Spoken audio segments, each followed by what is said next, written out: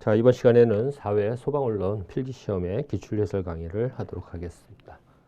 자, 문제 1번을 보시면은 플래시오버에 대한 설명으로 옳은 것을 물어봤어요. 맞는 것인데, 이 플래시오버라는 것은, 플래시는 이제 순간적이라는 뜻이고, 오버는 여기저기죠. 순간적. 여기저기. 보통 이제 화재 성장기에 발생이 되는 현상으로서 플래시오버 이후는 이제 최성기가 되는 거고요.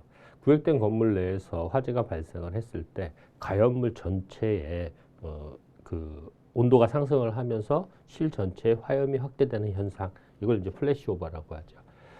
도시가스의 폭발적인 연소를 말한다 이렇게 되는데, 이 가스는 이제 기체 상태의 물질이다 보니까 폭발로 보시면 돼요. 그러면 이제 도시가스 주성분은 이제 메탄이 주성분인데 화학적 폭발이 되겠죠. 화학적 폭발을 설명을 한 거고, 휘발유 등인데 휘발유는 사류위험물이죠. 사류위험물은 인화성 액체입니다. 그래서 가연성 액체보다는 인화성 액체가 맞는 내용일 것 같고, 인화성 액체가 넓게 흘러서 발한 현상인데, 액체 가연물의 연소를 보면 액체는 이제 증발 연소를 하는 물질이 있고 분해 연소를 하는 물질이 있어요. 이 휘발유 같은 경우는 쉽게 기체로 돼서 연소가 되는 거니까 증발 연소를 설명한 거죠. 액체 가연물의 증발 연소요. 자, 사항 보시면 화재층의 불이 상부층으로 올라가는 건 상층으로 연소가 확대되는 현상, 이것을 말하는 거예요. 그래서 플래시오버를 가장 바르게 설명한 것은 3번이 되겠네요.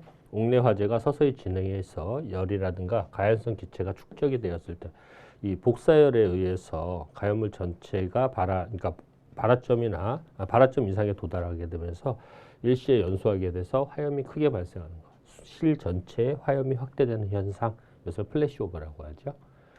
자, 다음 문제 볼게요. 열분에 의해서 가연물 표면에 유리상의 메탄인산입니다. 메탄인산이 HPO3가 메탄인산이죠. 열분의 생성물 중에서 메탄인산이 나오는 열분의 물질은 이제 제1인산암모늄이죠. 제1인산암모늄 3종 분말 소화 약제 NH3, H2PO4, NH4네요. NH4H2PO4 이 물질. 탄산수소 칼륨 2종 분말이죠. KHCO3 2종 분말 소화 약제입니다. 2종. 탄산수소 나트륨은 1종 분말이죠. NaHCO3. 그래서 열분의 생성물 중에서 메타인산이 나오는 것은 3종 분말 소화 약제에 해당하는 제1인산암모늄인데요. 이 3종 분말 소화 약제는 화재로 봤을 때 A급, B급, C급 화재의 정응성이 있어요. 다른 분말 소화 약제는 B급과 C급 화재에만 정응성 있는 소화 약제다. 여기서는 3종 분말 소화 약제에 해당하는 제1인산암모늄이 정답이네요. 자, 다음 문제 볼게요. 화재 시 발생하는 연소가스 중에서 인체에서 헤모글로빈과 결합해서 혈액의 산소 운반을 저해하고 두통, 근육 조절에 장애를 일으키는 물질을 물어봤는데, 독성 물질인데요. 헤모글로빈은 우리 혈액 속에서 산소를 운반하는 역할을 하는데 일산화탄소입니다. 일산화탄소가 헤모글로빈과 만나서 생성이 되는 물질을 카르복시 헤모글로빈이라고 하죠.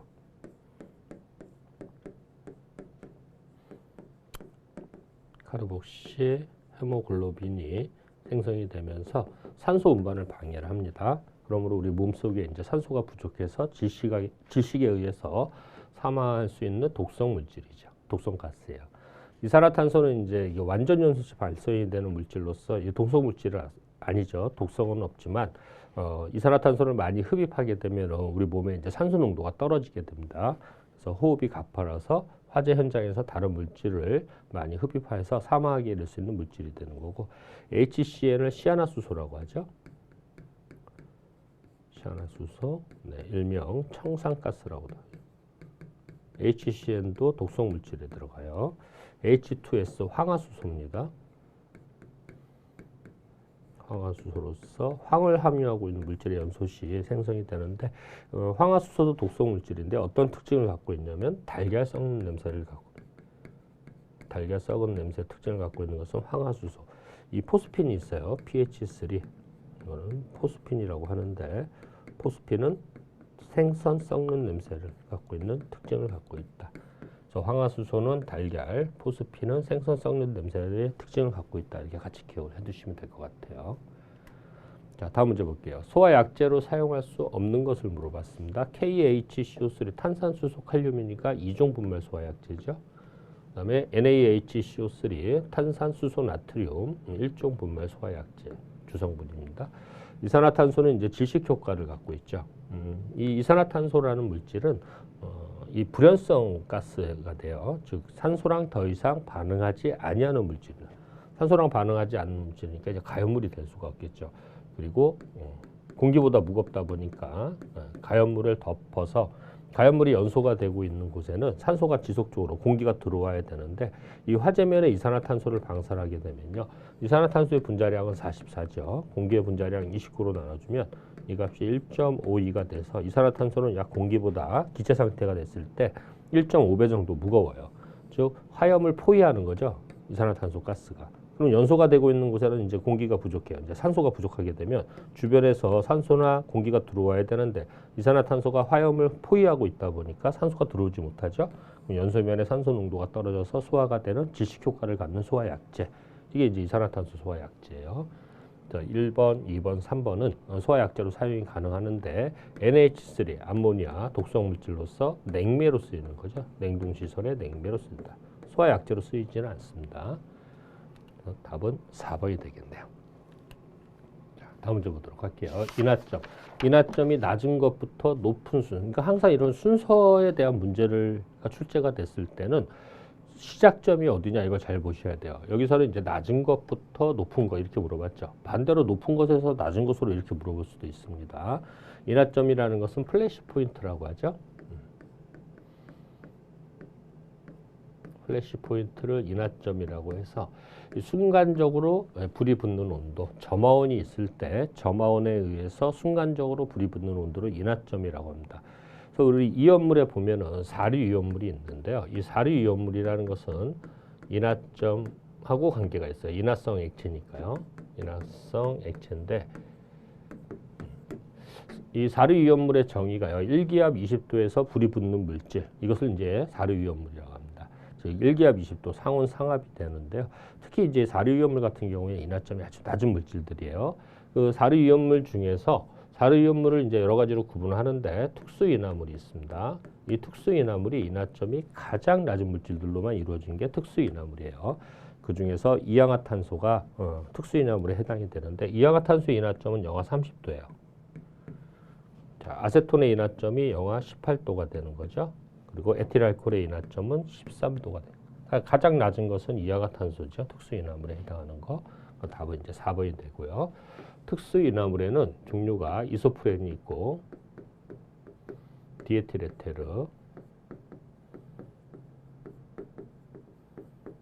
아세트알데히드가 있습니다. 그다음에 산화프로필렌, 이氧화탄소. 이렇게 이제 5가지 물질이 이제 특수 인화물에 들어가는데 이 중에서 인하점이 가장 낮은 물질이 이소프렌입니다. 영하 54도예요. 그다음에 디에틸에테르는 영하 45도가 되고 아세트알데히드가 영하 37.7도, 영하 38도. 산화프로필렌은 여기서 0.7을 빼요. 그럼 영하 37도죠. 그리고 이氧화탄소는 여기서 7을 빼면 되니까 영하 30도. 즉 온도가 영하인데도 점화원이 있을 때 불이 붙는 물질들이다. 인하점이 가장 낮은 물질들은 특수 인화물에 해당이 된다. 이렇게 기억을 좀 해두시면 될 것 같아요. 자, 다음 문제 보시면은 사르이온물 화재 시 사용되는 주된 소화 방법인데요. 사르이온물은 인화성 액체라고 하죠.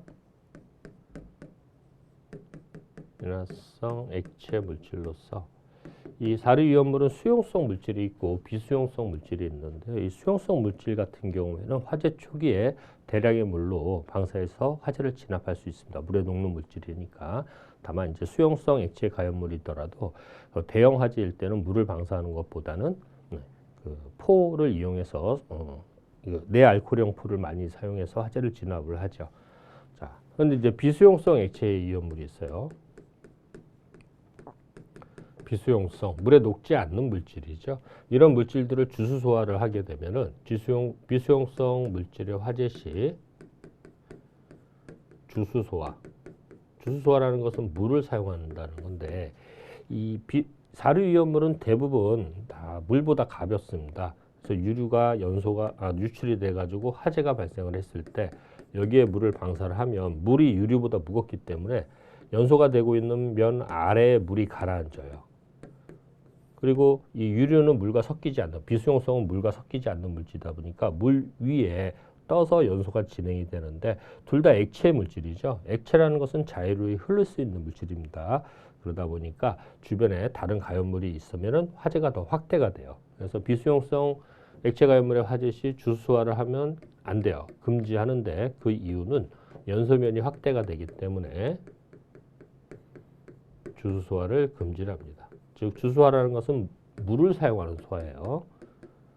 자, 그러면 이런 인화성 액체 가연물, 비수용성 액체 가연물의 화재 시에 가장 좋은 소화 방법은 산소 농도를 떨어뜨리는 질식소화를 하죠. 물을 사용하는 것은 이제 냉각소화니까 주수소화죠. 연소물을 제거하는 것 제거소화입니다. 뭐 인화점 이하로 냉각한다 이렇게 되는데 인화점 이하로 냉각하지는 않고 포를 사용해서 질식소화를 하는 거 또는 이제 이산화탄소 같은 물질을 사용해서 질식소화를 하는 거 이게 가장 좋아요. 자, 여기서 우리가 하나 더 생각을 하셔야 될 게 뭐가 있냐면 물의 방사 형태라는 게 있습니다.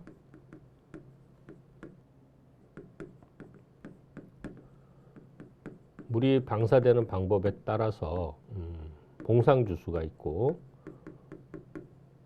적상주수가 있고요.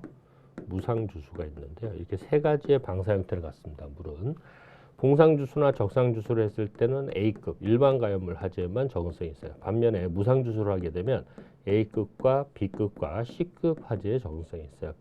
C급은 전기 화재고 B급은 유류 화재죠. 즉 물을 방사했을 때 무상주수를 했을 때는 예외적으로 사료위험물, 인화성 액체 가연물의 화재 시에도 적응성이 있습니다. 그래서 이렇게 그냥 물을 뿌려서 방사한다 이거는 이제 무상주수라는 전제 조건이 없기 때문에 봉상주수나 적상주수 이렇게 보셔야 돼요. 그래서 이제 당연히 이제 적응성이 없는 거고 다만 사료위험물 화재 시에 무상주수를 하겠다 이럴 때는 적응성이 있다 이렇게 기억을 해두시면 될 것 같아요. 네, 다음 문제 보도록 할게요. 다음 중에서 공기에서의 연소 범위를 기준으로 했을 때 위험도 값이 가장 큰 것은 즉 위험도라는 것은 어떤 그 가연물의 위험성을 판단하는 기준 척도값 이것을 이제 위험도라고 하죠. 그래서 위험도를 H라고 했을 때 연소 상한값에서 하한값을 빼준 다음에요. 뒤에 있는 하한값으로 나눠줍니다. 즉 위험도가 커진다는 것은 위험도하고 이 상한값에서 하한값을 빼준 것을 연소 범위라고 하죠. 연소 범위가 큰 물질일수록 위험도는 커져요. 또 위험도하고 하한값은 서로 반비례하니까 하한값이 작을수록 위험도는 커지더라. 그러면 이 물질들의 연소 범위를 알아야 돼요. 디에틸 에틸의 연소 범위가 1.9에서 48%입니다. 그리고 에틸렌의 연소 범위가 2.7에서 36%예요. 수소가 4에서 75%죠. 그리고 부탄이 1.8에서 8.4%의 연소 범위를 갖고 있다. 그러면 하나씩 다 계산을 해보셔야 되겠는데요. 그러면 디에틸 에틸은 상한값 48%에서 하한값 1.9를 뺀 다음에 뒤에 있는 걸로 나눠주니까 1.9로 나눠주시면 되겠죠. 그래서 계산을 해보면 24.262 디에틸 에틸의 위험도 값입니다. 자, 에틸렌 위험도도 같은 방법으로 상한값 36에서 2.7을 뺀 다음에 2.7로 나눠주세요. 그러면 계산해 보면 12.33이 나옵니다.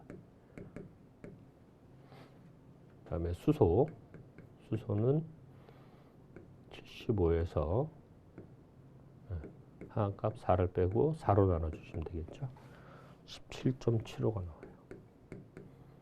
그 다음에 부탄 8.4에서 1.8을 빼고 1.8로 나눠주시면 됩니다. 6.6. 그러니까 이 본 문제에서는 위험도가 가장 큰 것은 이제 디에틸 에틸가 되는 거고요. 그리고 가연성 가스 중에서 보시면은 이氧화탄소라는 물질이 있고 아세틸렌이 물질 C2H2인데 이氧화탄소의 연소 범위가 1.2에서 44%입니다.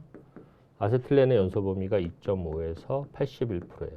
자, 연소 범위로만 봤을 때는 아세틸렌이 이氧화탄소보다 연소 범위는 약 2배 정도 넓어요. 크죠?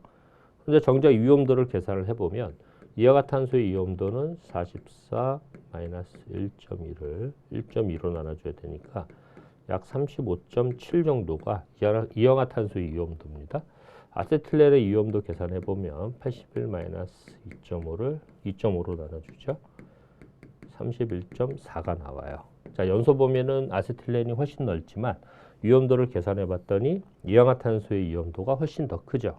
그래서 물질 중에서 위험도가 가장 큰 물질은 이황화탄소입니다. 이황화탄소 우리 앞에서 보셨어요. 인화점이 영하 30도에 해당하는 특수인화물이죠. 이황화탄소입니다. 이황화탄소는 위험도도 크고 인화점도 낮아요. 그래서 어디에 보관을 하느냐? 물속에 보관을 합니다.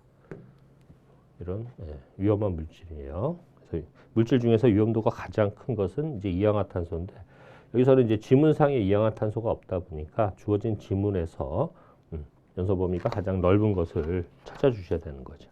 위험도 값이네요. 위험도가 가장 넓은 것을 찾아주시면 될 것 같아요. 자, 다음 문제 볼게요. 이산화탄소 44g은 몇 몰인가요? 자, 몰수는 분자량분의 질량이 몰수가 되는 거죠.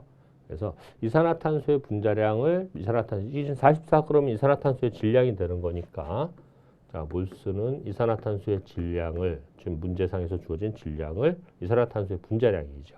그럼 이산화탄소의 분자량은 탄소 하나, 산소 두 개가 결합이 되어 있는 물질이 이산화탄소니까 분자량 탄소가 하나 있는데 탄소 하나의 원자량이 12죠.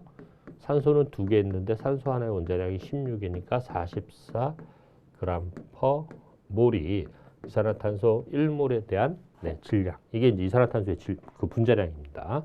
그러므로 44로 나눠주죠. 그러면 여기는 질량 g/몰이 되는 거니까 분모 분자가 똑같으면 1이 되는 거고 지워지니까 몰만 되겠죠. 그래서 질량이 44g이 이산화탄소는 1몰입니다. 네. 자, 만약에 이제 이산화탄소의 질량이 22g이다.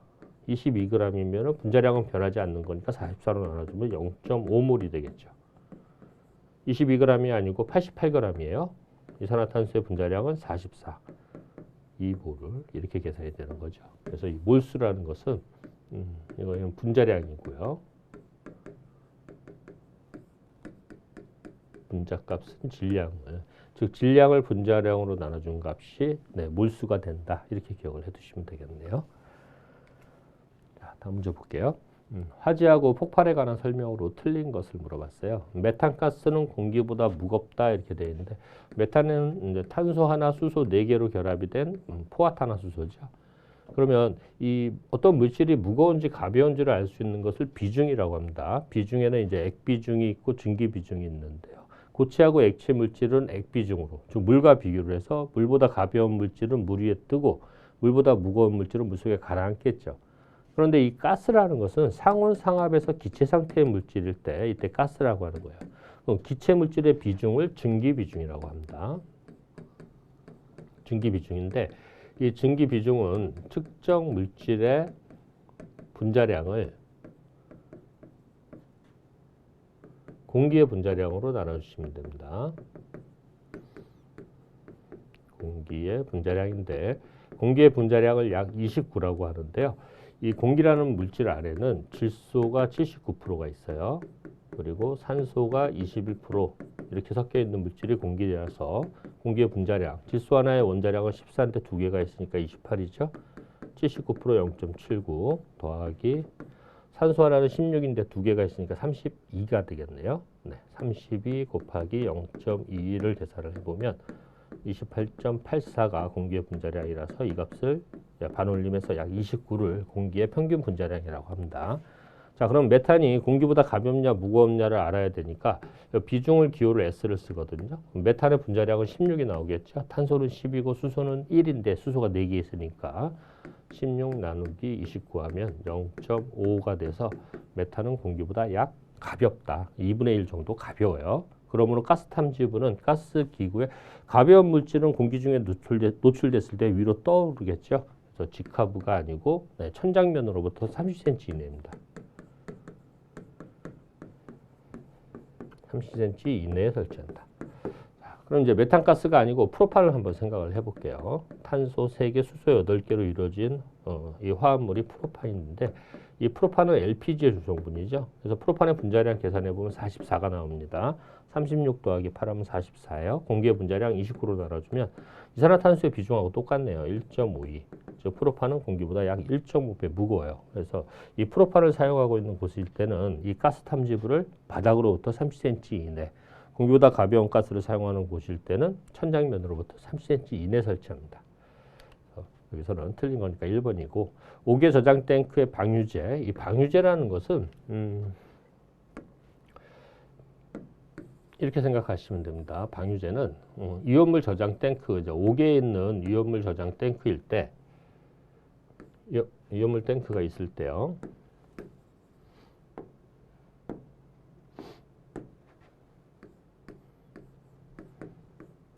위험물 탱크에 있는 액체 가연물이 유출이 될 경우가 있겠죠. 그랬을 때 액체 가연물을 가둬주는 역할을 하는 곳, 이것을 방유제라고 하는 거죠.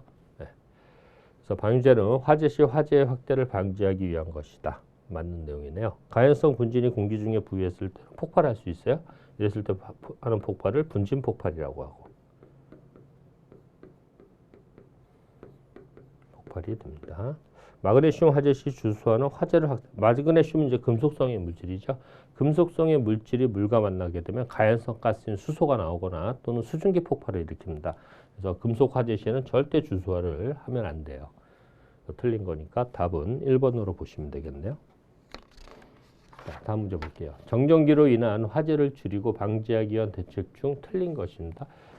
정전기라는 것은 정지되어 있는 전기를 정전기라고 하는데 정전기가 발생되는 원인은 부도체 물질에서 정전기가 발생을 합니다.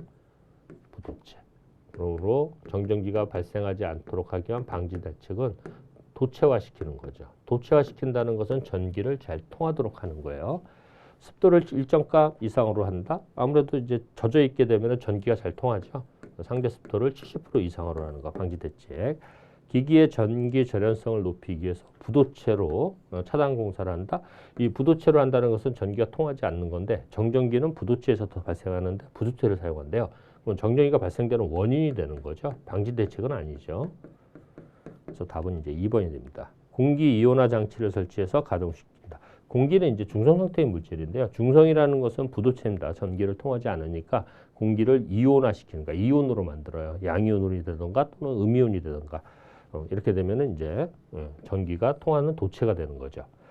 정전기 축적을 막기 위해서 접지선을 이용해서 대지로 연결 작업을 한다. 접지한다는 거예요. 어떤 그 전화가 발생했을 때 땅으로 흘러갈 수 있도록 하는 거. 이게 이제 정전기 방지 대책이죠. 또 정전기 방지 대책에는 유속을 좀 낮추는 거. 유속이 빨라지면 빨라질수록 정전기가 많이 발생하니까 유속을 낮추는 것도 정전기 방지 대책이고 도체화시키는 거니까 전기가 잘 통하는 물질을 도체 물질을 사용하는 거 이것도 정전기 방지 대책이 됩니다. 그러니까 정전기가 발생되는 원인은 부도체에서 정전기가 발생이 된다. 그러면 정전기가 발생되지 않도록 하기 위해서는 전기가 잘 통하도록 하면은 정전기는 발생되지 않는다. 이렇게 생각하시면 되겠네요. 네, 다음 볼게요. 전열 현상에서 프리의 법칙인데 전도에 대한 설명으로 틀린 것인데요. 이 전열 현상에는 전도, 대류, 복사 이 세 가지의 전열 현상이 있습니다.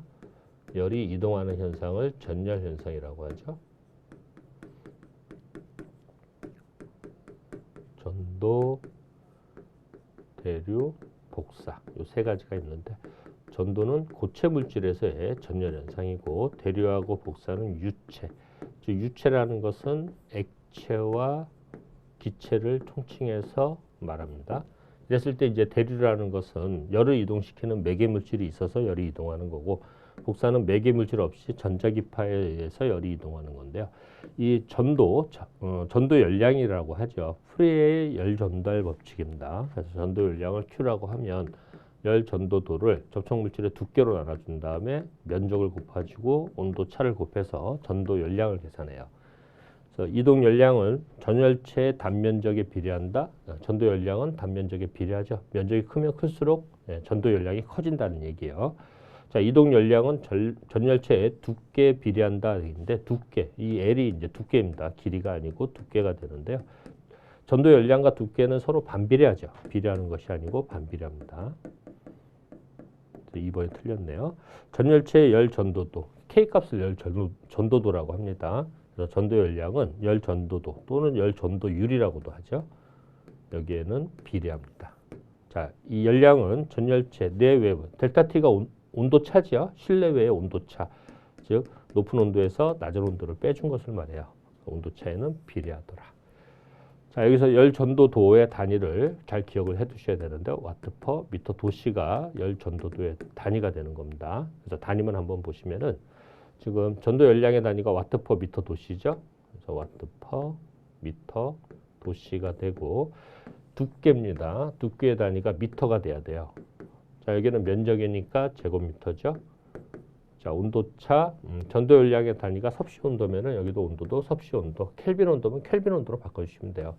제곱미터가 돼서 없어지고 온도 없어지니까 전도 열량의 단위는 와트가 나오는 거죠. 자, 그래서 틀린 것은 2번으로 보시면 돼요. 자, 다음 문제 보시면 한론 소화 설비에서 한론 1211의 약재 분자식을 물어봤는데 한론은 이 순서가요. 첫 번째 자리는 탄소의 개수입니다. 두 번째 자리가 불소, 세 번째 자리가 염소, 네 번째 자리가 브로민 또는 브롬이에요. 그래서 첫 번째 자리는 탄소의 개수니까 탄소가 하나, 두 번째 자리는 불소가 두 개, 세 번째 자리는 염소가 하나, 네 번째 자리가 브로민이 하나. CF2ClBr이에요. 여기에 맞는 걸 찾으시면 되겠죠. 그래서 답은 2번이 되겠네요. 그럼 한론 소화 약재는 한론 2402, 1211, 1301, 1040 이런 물질들이 이제 대표적인 한론 소화 약재예요. 그래서 한론 2402는 탄소가 2개, 불소가 4개, 영은 없는 거니까 염소는 없고 브로민이 2개의 물질이에요. 111은 탄소 하나, 불소 2개, 염소가 하나, 브로민이 하나죠. 1301 CF3Br이에요. 1040은 사용화탄소라고 하죠. CCl4 이렇게. 자, 한론 소화 약재였어요.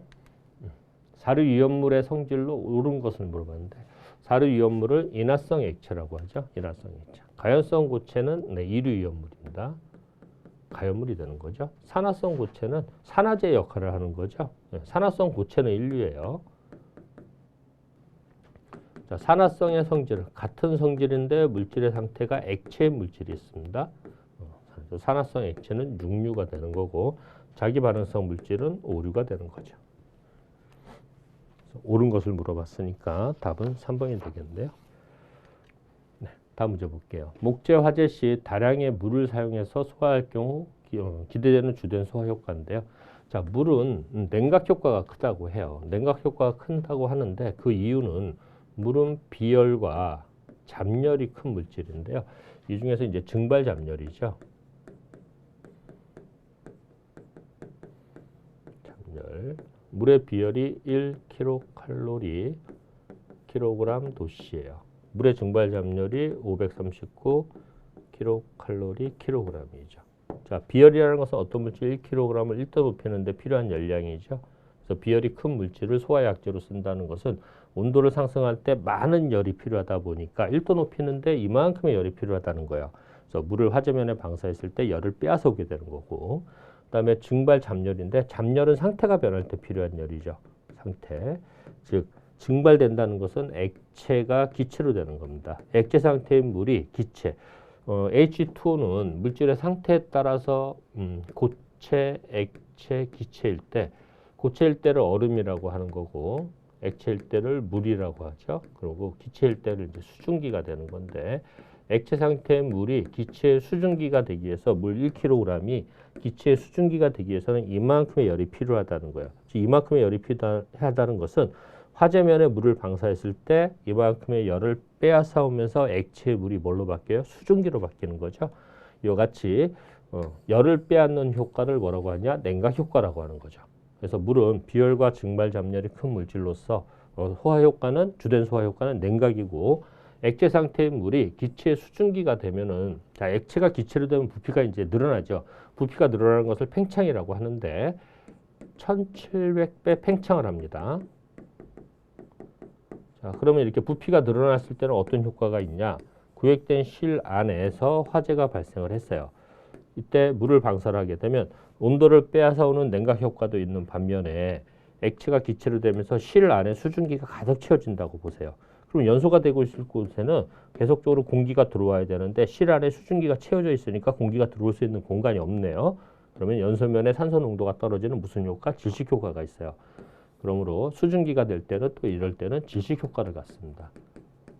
그렇지만 이제 가장 주된 소화 효과는 온도를 떨어뜨리는 냉각 효과가 가장 주된 소화 효과, 물의 소화 효과다. 이렇게 기억을 좀 해두시면 될 것 같아요.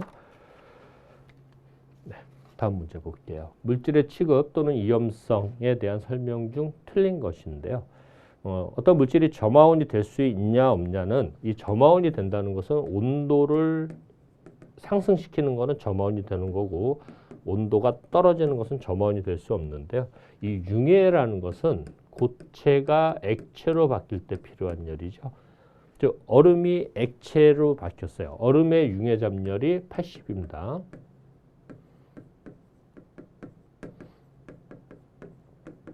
융해 잠열이 80kcal/kg이죠. 즉 얼음 1kg이 액체 물이 되기 위해서는 이만큼의 열이 필요한 겁니다. 즉 융해열이라는 것은 온도가 올라가는 것이 아니고 주변의 열을 빼앗아 와서 그 상태가 변하는 열이 그 열이 융해열이다 보니까 융해열은 온도를 상승시키는 것이 아니고 온도를 떨어뜨리는 거예요. 것이 융해열이에요. 융해열은 온도가 내려간다. 또 온도가 내려가는 열에 보면 이제 증발열이나 기화열, 증발, 기화 다 액체가 기체로 되는 거죠. 물의 증발 잠열 또는 물의 기화 잠열. 이와 같이 이제 증발열, 기화열 다 온도가 떨어지는 거예요. 또 부피가 늘어날 때 필요한 열이 팽창열이 있어요. 자, 팽창열은 어떤 물질이 자기가 갖고 있는 에너지를 소모를 해서 그 물질의 부피를 키워주는, 늘어나게 하는 겁니다. 그러니까 자기가 갖고 있는 에너지를 다 소모했기 때문에 이 팽창열도 온도는 내려가게 되는 겁니다. 그래서 융해열, 증발열, 기화열, 팽창열은 점화원이 다 될 수 없다. 팽창열의 반대가 압축열입니다. 압축한다는 것은 부피가 줄어드는 거죠. 그래서 압축이 됐을 때는 온도가 올라가요. 그러므로 압축열은 점화원이 될 수 있다. 그러니까 온도가 상승되는 거는 다 점화원이 된다 이렇게 생각을 하세요. 용해열이라는 게 있어요. 용해열. 용해열이 있는데 용해라는 것은 용질이 녹을 수 있는 물질이죠. 용매에 녹을 때. 용매라는 것은 녹이는 물질인데 용질이 용매에 녹을 때 필요한 열. 이것을 이제 용해열이라고 하는데요. 이 용해열은 물질의 상태에 따라서 기체, 액체, 고체에 따라서 온도가 상승하거나 또는 온도가 내려가는 게 용해열이 되는데 일반적으로 용해열은 점화원이 된다. 온도가 올라가서 점화원이 될 수 있다. 가능하다. 용해는 점화원이 되지만 융해는 점화원이 될 수 없다. 꼭 구분해서 기억을 해 두셔야 됩니다. 틀린 거니까 1번이죠. 자, 질산은 물과 반응 시 발열 반응함으로 주의를 해야 되는데 질산의 분자식이 HNO3인데요. NO3로서 육류이온물입니다. 산화성 액체. 그래서 육류이온물에는 과염소산, 과산화수소, 질산 이렇게 세 가지가 가장 대표적인 물질이 있는데 과산화수소를 제외한 과염소산이나 질산은 물과 반응하게 되면 심하게 발열합니다. 네, 그러므로 주수화를 하면 안 되죠. 네온이라든가 이산화탄소, 질소는 불연성 물질인데요. 네온은 이제 주기율표상에 보면 영적 원소죠. 불활성 기체. 이산화탄소는 반응 종결 물질, 질소는 흡열 반응하는 물질. 네, 그러므로 잘 타지 않는 물질이다. 맞네요. 아모니아를 충전하는 고음 용기의 색상은 백색이다. 맞는 내용이고 더 틀린 것은 이제 1번으로 보시면 될 것 같아요. 자, 다음 폭갱. 폭갱을 이제 디토네이션이라고 하죠. 네, 화염의 전파 속도 또는 반응 속도가 음속보다 느리냐, 음속보다 빠르냐. 음속은 소리의 속도로서 340m/s. 즉 소리는 1초 동안 이만큼 이동한다는 거예요. 그래서 음속보다 느린 폭발을 폭연이라고 하고 디플러그레이션, 음속보다 빠른 것을 폭갱이라고 하죠. 디토네이션이에요. 그래서 연소 속도가 음속보다 느릴 때 나타난다. 이것은 폭연을 설명한 것이에요. 폭갱은 연소 속도 또는 반응 속도라고도 합니다. 보통 이제 1000에서 한 3500 이만큼 이동한대요. 네, 매우 빠른 속도죠. 자, 온도의 상승은 충격파의 압력에 기인한다 맞고요. 압력 상승은 폭염보다 매우 크죠. 폭갱 유도거리라는 것은 폭염이 발생을 해서 폭갱으로 이르는데 필요한 거리, 이것을 이제 폭갱 유도거리라고 합니다. DID라고 하는데요. 폭갱 유도거리가 짧다는 것은 매우 위험한 상태가 되는데 배관의 지름이, 그러니까 지름이 작으면 작을수록 연속도가 빨라서 폭갱 유도거리는 짧아질 수밖에 없겠죠. 틀린 거니까 답은 1번으로 보시면 될 것 같아요. 다음 문제 볼게요. 자연발화가 일어나기 쉬운 조건이 아닌 것인데요. 자, 자연발화가 일어나는 원인은 열축적이죠. 가연물 내부에 산화반응을 통해서 열이 축적이 돼서 저절로 불이 붙는 거, 이것을 자연발화라고 합니다. 그러면 자연발화가 일어나지 않도록 하기 위한 방지 대책은 열 축적이 일어나지 않도록 하는 거, 열이 쌓이지 않도록 하는 거, 이게 방지 대책이에요. 자, 쉬운 조건이 아닌 것인데 열 전도율이 크다? 열 전도율이 크다는 것은 열 축적이 좋지 않은 거죠. 열이 잘 쌓이지 않아요. 그러니까 발화 온도까지 올라가는데 많은 시간이 소요가 되는 거야. 열 전도율이 작다? 열이 잘 쌓인다. 전도율이 작다는 것은 제가 어떤 물질이 외부에서 에너지를 받았는데 열 전도율이 작은 물질은 이 내부에 쌓는 열이 많은 거죠. 그러니까 100만큼의 에너지를 받아서 10만 방출을 했어요. 그럼 나머지 한 90 정도는 물질 내부에 쌓게 되는 거죠. 그래서 이런 물질을 열 전도율이 작다 이렇게 얘기하는 거예요. 100만큼의 에너지를 받았는데 90을 방출을 했어요. 그러면 그 내부에는 10만큼의 에너지만 쌓이는 거예요. 그러면 이런 물질은 열 전도율이 좋다 이렇게 얘기하는 거죠. 그래서 열 전도율이 크다는 것은 열 축적이 안 좋기 때문에 자연발화는 그만큼 늦게 일어납니다. 수분이 있어야 되고 주변의 온도가 높아야 되겠죠. 온도는 높은 곳에서 낮은 곳으로 이동하고 표면적이 넓다. 여기서는 이제 비표면적이죠. 비표면적이 넓다는 것은 크기는 작다예요. 그러니까 작은 물질일수록 물질 내부에 쌓이는 열에 의해서 발화의 온도까지 빠르게 도달을 하겠죠. 틀린 거니까 답은 1번으로 보시면 될 것 같네요. 자, 목조 건축물 화재 특성으로 틀린 것인데요. 내화 건축물하고 목조 건축물의 화재에 비교를 해볼게요. 여기는 온도, 시간이라고 했을 때 목조 건축물은 최고 온도가 높고 지속 시간은 짧은 고온 단기형. 내화 건축물은 목조 건축물에 비해서 최고 온도는 낮지만 지속 시간이 긴 저온 장기형이죠. 목조 건축물, 내화 건축물이에요. 습도가 낮을수록 연소 확대가 빠르고 화재 진행 속도는 내화 건축물보다 빠르게 진행이 되죠. 최성기의 온도는 내화 건축물보다 낮다가 아니고 높답니다. 목조 건축물 최성기 때 온도가 대략 1200도에서 한 1300도 정도가 돼요. 반면에 내화 건축물은 최성기 때 온도가 800에서 한 1000도 정도가 되는 거죠. 목조 건축물이 최성기의 온도가 내화 건축물보다 좀 높아요. 그렇지만 이제 지속 시간은 내화 건축물에 비해서는 상당히 좀 짧죠. 자, 화재 성장 속도는 횡방향보다 종방향이, 횡방향은 가로 방향이고 종방향은 세로 방향이니까 위로 올라가는 게 화재 성장 속도가 빠르게 되겠죠. 자, 다음 문제 볼게요. 다음 물질 중에서 공기 중에서 연소범위라는 것은 자력으로 화염을 전파할 수 있는 공간, 불꽃 연소를 할 수 있는 영역, 이것을 연소범위라고 하는데 가장 넓은 물질은 아세틸렌이에요. C2H2. 아세틸렌의 연소 범위가 2.5에서 81%입니다. 여기서 보면 부탄, 메탄, 수소, 프로판 이렇게인데 여기서는 이제 수소가 되겠네요. 4에서 75%예요. 자, 메탄의 연소 범위가 5에서 15%가 되는 거고, 그다음에 부탄이 1.8%에서 8.4%가 되고요. 프로판은 2.1에서 9.5%의 연소 범위를 갖고 있죠.